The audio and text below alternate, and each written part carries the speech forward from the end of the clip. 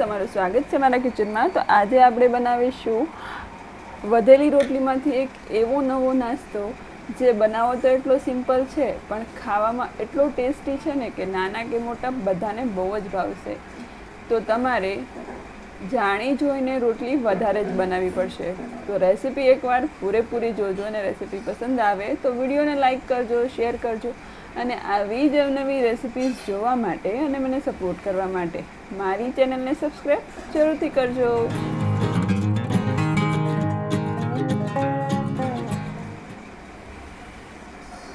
તો સૌપ્રથમ મેં અહીંયા 2 રોટલી લીધી છે।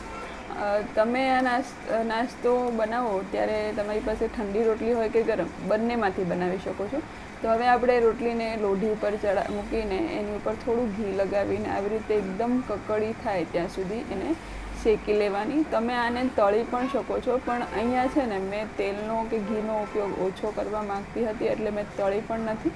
આવી રીતે આપણે ધીમા ગેસ ઉપર ખાખરા કેમ શેકીએ એમ સરસ એવી રોટલીને આવી રીતે દબાવતા રહીને હલકું ઘી લગાવીને સરસ એવી મેં શેકી લીધી છે। શેકવાથી એક ફાયદો કે કકડો સ્વાદ તો આવશે પણ હા વધારે પડતા તેલનો ઉપયોગ પણ નહીં થાય અને વધારે પડતા તેલ આપણે ખાવું પણ નહીં પડે।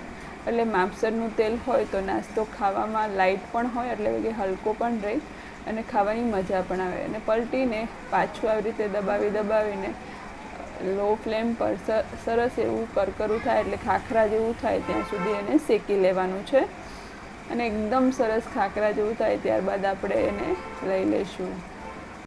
ખાસ તો અહીંયા એ ધ્યાન રાખવાનું બધી સાઈડ ચેન્જ કરતી રહેવાની અને જે બાજુ કરકરું ના થયું હોય એ બાજુ કરકરું કરવા માટે ત્યાં આપણે લોઢી ફેરવવાની અને સાથે સાથે ચમચાને પણ આવી રીતે પોટેટો મેશરની મદદથી એને આવી રીતે દબાવીને કરી રહ્યું છું। તો તમે જોશો કે બધી બાજુથી એક સરખું શેકાઈ જાય છે। અને હા અહીંયા મેં ઘીનો ઉપયોગ કર્યો છે, તમે તેલનો કે બટરનો પણ ઉપયોગ કરી શકો છો। તો તમે જોશો કે એકદમ સરસ આપણી રોટલી શેકાઈ ગઈ છે। એકદમ 1 ચમચી પણ ઘીની મને જરૂર નથી પડી, એટલા એકદમ ઓછા ઘીમાં મેં રોટલીને શેકી લીધી છે। તો હવે બીજી રોટલીને પણ હું એવી જ રીતે શેકી લઈશ। તો એકદમ કરકરી થાય ત્યાં સુધી આપણે આ બીજી રોટલી પણ શેકી લઈશું। અને મારી ખાતરીપૂર્વક હું કહું છું આ નાસ્તો નાના કે મોટા બધાને બહુ જ ભાવવાનો છે ને બનાવો એકદમ સિમ્પલ છે, ઘરમાં રહેલી સામગ્રીમાંથી જ બની જાય છે। તો બીજી રોટલી પણ મેં એકદમ સરસ રીતે શેકી લીધી છે।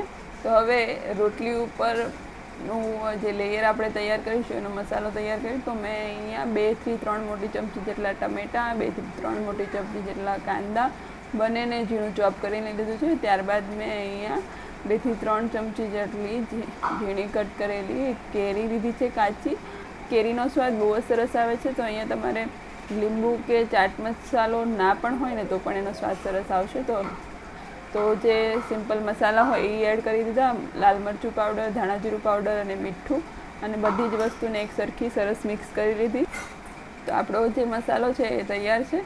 તો હવે આપણે રોટલી લઈશું। તો રોટલી ઉપર મારી પાસે ફુદીનાવાળી ચટણી પડી છે તો હું એ લઈશ અને જે આપણે પાણીપુરી કે સેન્ડવિચ માટે વાપરતા હોય ને એ ચટણી છે તો એને આપણે એવી રીતે મૂકીશું અને થોડો ટોમેટો કેચઅપ અને આ બધી વસ્તુ મિક્સ કરીને આવી રીતે એને રોટલી ઉપર સ્પ્રેડ કરી દેવાની, એકદમ સરસ બધી બાજુ એક સરખી થાય તો એવી રીતે। હવે એ થઈ ગયું તો ત્યારબાદ આપણે જે સેલેડ બનાવ્યું હતું એને હવે એની ઉપર સરસ એવું પાથરી દેવાનું છે।